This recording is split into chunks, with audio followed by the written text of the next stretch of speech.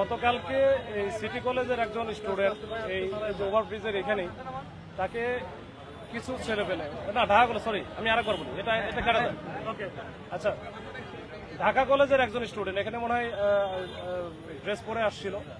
এই যে সায়েন্স ল্যাবের একেবারে ওভারব্রিজের এখানে কয়েকজন সিভিলের ছেলেপেলে ছিল যারা আমরা সিসি ক্যামেরা ফুটেজে দেখেছি তো ওটা আমরা দেখতেছি ওইটা তার দাবার খেয়ে ওটা সে পড়ে যায় পড়ে গিয়ে তার গুরুতর আহত হয় এবং তাকে বেল দিয়ে কিছু মারধরও করে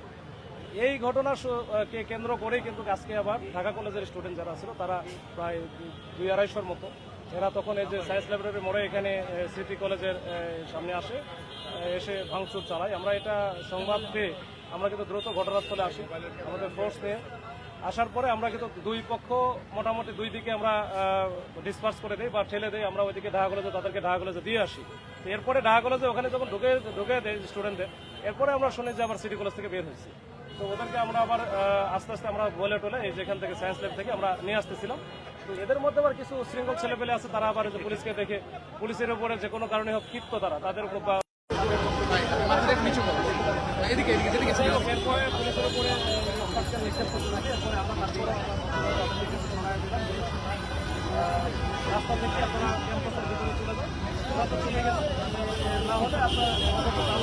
বন্ধ হবে এটা আবার আসতে পারে এটা উস্কানি হইতে পারে পরে কি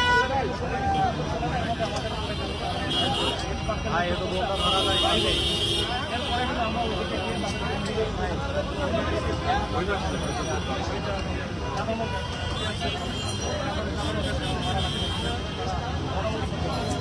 কাঁপতেছেন ভাই